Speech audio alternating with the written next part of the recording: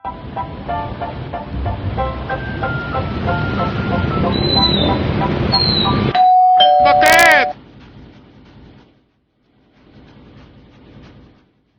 ya, Mas.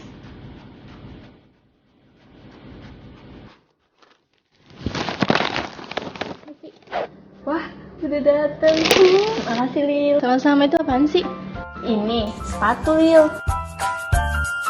Bagus kan? Iya, bagus, Fi. Alhamdulillah. Aku mau ganti HP tahu, Lil. Ini bagus banget kan? Wah, ini bagus. Tapi ini harganya mahal banget, Vi. Ya Allah. Lil, ini tuh HP terbaru, jadi aku harus punya PIN 10. Gampang, Lil. Tenang, bisa dicicil 48 hari. 48 bulan maksudnya. Ringan banget kan? Tapi, Vi, emang kamu punya kartu kredit? Enggak. Tapi kalau misalnya kita nyicil di marketplace tuh ada dua pilihan. Yang pertama, kalau misalnya punya kartu kredit ya berarti cicilannya 0%. Tapi kalau misalnya kita nggak punya ya berarti ya nggak 0%. Ya sama aja dong, Vi. Pilihan satu, pilihan dua, riba-riba juga. Nggak gitu, Lil. Mungkin itu buat ngegaji adminnya atau orang-orangnya gitu. Zaman sekarang itu mudah banget. Kalau misalnya kita nggak nyicil ya berarti kita nggak punya apa-apa. Tapi kalau misalnya kita nyicil, pelan-pelan kita pasti punya. Iya sih punya. Plus segunung dosa yang udah didesain tuh sama sistem kapitalis. Masa mau cicilan tanpa bunga tapi harus punya kartu kredit? Padahal kartu kreditnya aja tuh udah riba. Terus apa tadi? Kalau nggak punya kartu kredit, berarti tiap bulannya cicilan kita ditambahin bunga. Ya sama aja, pilihan satu, pilihan dua, tetap aja ada ribanya. Kanan kiri kena. Emang sih sistem zaman sekarang itu kesannya kayak memudahkan apa yang kita pengen gitu ya. Tapi kalau kita nggak teliti, justru kita seperti menyepelekan dosa. Padahal dosa riba itu ngeri banget. Hukuman teringannya aja kayak menzinahi ibu sendiri. Berarti aku harus jaga pandangan dong ya dari marketplace. Ya Allah, aku berlindung kepadamu dari godaan cicilan berfollower yang terkutuk.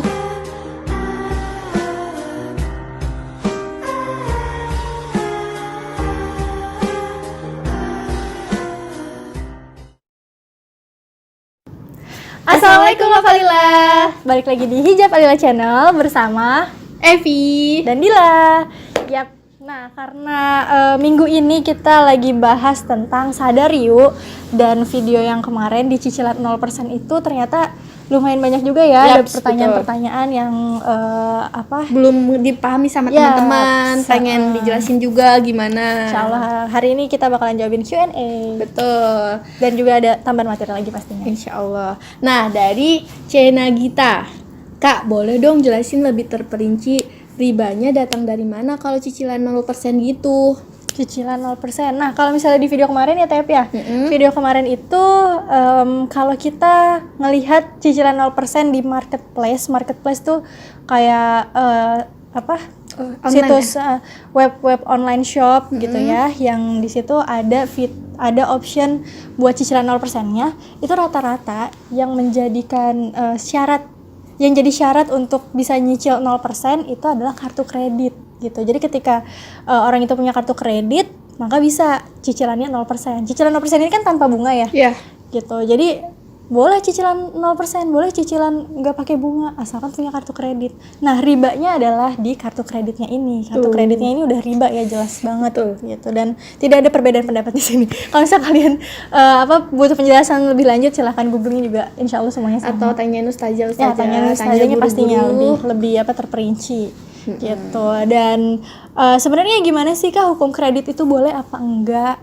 Kalau hukum kredit gitu ya, boleh gitu, jual beli secara kredit itu boleh banget gitu. Tapi asalkan akadnya ini jelas gitu, akadnya satu. Kalau misalnya jual beli ya berarti di situ itu hak yang barang yang kita beli itu udah menjadi milik kita gitu, tidak dijaminkan ataupun tidak ada yang namanya denda ketika keterlambatan bayar atau nggak ada sita-sitaan ketika nggak bayar gitu. Jadi udah jelas akadnya. Oke, pertanyaan kedua dari @nidafdl.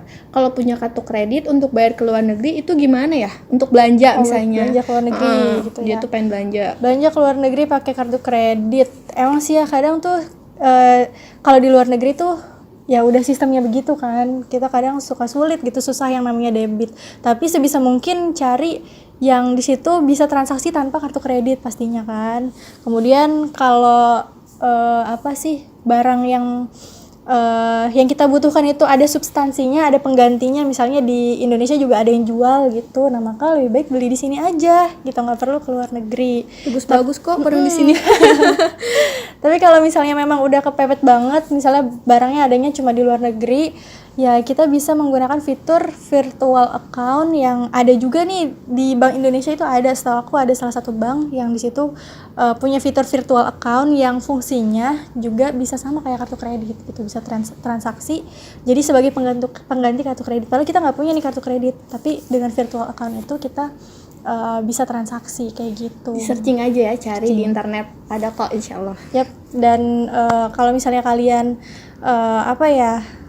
kira-kira ya nggak ada transaksi yang bisa disiasati dan halal gitu ya sudah, kalau gitu nggak usah beli di luar negeri kalau gitu.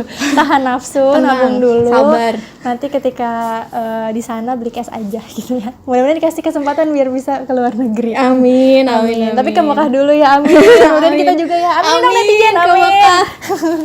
Terus pertanyaan yang ketiga. Nah, kalau yang ketiga ini dari Humairah. Terus aduh susah suka namanya. Gimana tadi? Tadi dulu Humairah HSNH _29 gitu. Oke, kenapa ya Kak riba itu nggak boleh dalam Islam? Kenapa ya riba itu nggak boleh dalam Islam? Sebenarnya dalilnya jelas di Al-Quran surat Al-Baqarah ayat 275. Di situ Allah berfirman bahwa Allah menghalalkan jual beli dan juga mengharamkan riba gitu. Soal penjelasannya mungkin Tebi mau jelasin, bantuin aku. Ustazah ya, Banyak kayak. Menyimak. Sebenarnya tadi kan Allah menghalalkan jual beli dan mengharamkan riba. Kenapa Allah menghalalkan jual beli? Karena akadnya jelas. Akadnya jelas. Ada barang, ada uang. Udah selesai gitu. Tapi kalau riba itu, kalau misalnya riba itu ya nggak jelas gitu. Bahkan di situ si pelaku yang ngeribain itu mempunyai tujuan keuntungan gitu, bukan menguntungkan dirinya sendiri. Menguntungkan diri sendiri, bukan menolong orang lain gitu. Nah, di sini jelas banget kejolimannya apa aja. Nah, salah satunya kalau kita mau minjem, uangnya itu nggak full gitu dikasih ke kita. Kadang dipotong buat uang admin. Terus juga di situ yang tadi berbunga, terus juga diwaktuin gitu. Terus kalau misalnya kita nggak bayar, kayak tadi kata Dila, disita gitu. Kan sedih banget ya. Berarti jatuhnya bukan jual beli ya, jatuhnya sewa berarti ya, kan. Betul, Dua akad dan juga jelas itu akadnya. Terus di sini juga kita bisa lihat bahwa si riba ini tuh yang miskin jadi semakin miskin, yang kaya jadi semakin kaya. Kenapa? Kalau si miskin itu yang dia nggak bisa bayar, jadi ya semakin miskin gitu, semakin mencekik ya. Tapi kalau yang kaya itu ya dia punya kelonggaran finansial, terus juga banyak deposit, terus juga investasinya di mana-mana. Jelas banget ya. Bisa semakin berbunga gitu ya ketika dia menginvestasikan uangnya misalnya di bank gitu ya. Tapi giliran orang yang butuh ya kan minjem duit malah disuruh bayar bunga.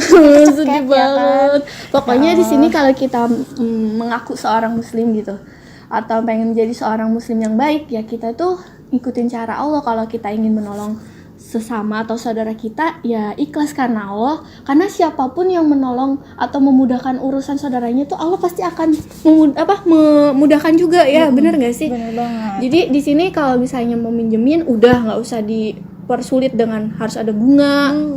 Udah biarin ikhlas buat teman gitu, buat bantu kayak gitu teman-teman. Dan bahkan kalau misalnya kita bersabar menambahkan waktu gitu kepada si peminjam, kalau misalnya si peminjam itu belum ada uangnya gitu. Nih ada juga ayatnya surat Al-Baqarah ayat 280, dan jika orang yang berhutang itu dalam kesukaran, maka berilah tangguh sampai dia berkelapangan dan menyedekahkan sebagian atau semua hutang itu lebih baik bagimu jika kamu mengetahui. Masya Allah kan. Di sini jadi baik ya niatnya membantu gitu. Nggak ada nggak ada kepentingan lain, cuman itu ikhlas karena Allah. Allah akan memberikan banyak pahala di situ. Tapi kalau zaman sekarang mah justru ini dimanfaatin ya buat nambahin denda gitu ya. Kalau misalnya kamu nggak bayar tanggal segini, kamu harus bayar lebih gitu ya Allah. Sedih Itu banget. zolim ya namanya seperti itu. Tapi yang si pemberi hutang juga jangan lama-lamain. Iya, Jangan si yang, pemberi yang hutang. utang ya, yang utang jangan lama-lamain. Nah, makanya di dalam surat Al-Baqarah ayat 282-nya itu juga disebutkan Allah berfirman bahwa kalau misalnya kita berhutang atau menghutangkan itu hendaklah dicatat gitu supaya tidak ada yang namanya kesalahpahaman, terus juga misalnya lupa gitu ya. Kadang kan namanya manusia ya, perasaan kayaknya dia belum bayar, perasaan kita udah bayar deh gitu sebagai yang berhutang, tapi yang dihutangin lupa gitu dan nerima uang kita. Nah akhirnya kan karena nggak dicatat ya jadinya orang belum bayar juga gitu, akhirnya ribut gitu. Nah makanya perlu dicatat dan nggak boleh dilama-lamain juga. Yang ngutangin udah membantu kita, nah kita juga harus rasa terima kasihnya itu dengan cara bayar lagi bayarnya gitu. dengan mudah gitu. Terus juga ada cara yang ada pahala juga ya ketika kita menagih dengan cara yang baik, terus juga bertransaksi dengan cara yang baik, itu juga ada pahalanya masing-masing. Masya Allah. Ya, Masya Allah ya. Dari tadi tuh kan love Alila. Sekarang aku boleh nanya gak sama kamu? Boleh gak ya? Bayar. Ya Allah, sekarang gitu ya kalau mau nanya bayar. Kapitalis. Aku Kapitalis. pergi. Padahal tenang, gratis. Itu ilmu Allah loh. Masih gratis ini, masih gratis. Selama masih ada iman pasti insya Allah apapun buat TEPI itu gratis. Luar biasa. Bisnis ya sekarang. Oke, pertanyaan selanjutnya yaitu kan zaman sekarang itu kalau mau beli apapun mudah ya, gampang banget, tinggal klik dapat di marketplace, korban marketplace. Terus kalau bisa kita nggak punya uang, jadinya itu banyak banget yang minjemin gitu dari rentenir skala kampung sampai bank-bank yang nasional itu tuh bener-bener minjemin kita tuh dengan cara yang mudah, cepat dan dana cair 30 langsung menit gitu, langsung ada di rekening kita gitu. Nah, kalau menurut kamu, pendapat kamu tuh gimana dengan fenomena ini? Wah, ini sih menarik banget sih, Vi, karena ternyata fenomena yang terjadi saat ini itu adalah konspirasi. Percaya nggak sih? Konspirasi, percaya sih, tapi Percaya nggak percaya, cuma masih bingung kan pasti. Jadi fenomena yang terjadi selama ini itu tuh nggak terjadi begitu aja. Ternyata ini tuh adalah bagian daripada rencananya Rothschild. Gitu. Tahu nggak Rothschild siapa? Jadi Rothschild ini adalah bankir Yahudi, di mana dia adalah bapak Zionis yang erat banget kaitannya sama Illuminati. Serem Illuminati. Serius Lil, tapinya ada hubungannya gitu. Yap, kayak gitu. Dan ya pokoknya Rothschild ini nggak cuma sendirian gitu. Dia mengerahkan anak cucunya gitu, yang semuanya itu juga Rothschild juga. Mereka itu punya strategi ya yang sama dari dulu. Mereka bikin konflik, kemudian masyarakat panik, dan mereka datang sebagai malaikat yang menyodorkan solusi yang memudahkan gitu. Yang kelihatannya sih kalau dalam kasat mata itu memudahkan, tapi sebenarnya di balik itu semua justru mencekik kita dan hanya menguntungkan mereka. Terus konfliknya itu perang. Bisa gitu, kayak perang, terus adanya terorisme, itu semua memang salah satu strateginya mereka gitu. Cuma sekarang perang yang mereka mereka rencanakan itu adalah perang dingin, itu perang yang kalem, yaitu perang pemikiran. Perang pemikiran Gus Zulfikri ya? Iya, jadi perang pemikiran ini jadi perang pemikiran ini yang menyebabkan konflik gitu ya. Kan kalau misalnya kita kan udah paham lah ya, jadi masyarakat zaman sekarang tuh pokoknya udah gerah banget sama yang namanya konflik. Kita maunya yang damai-damai, pada menjauhi konflik segala macam gitu kan. Tapi justru konflik yang satu ini itu tuh dicari-cari, bahkan dideketin sama kaum millennials gitu. Karena konflik ini timbulnya, lahirnya itu dari sebuah tren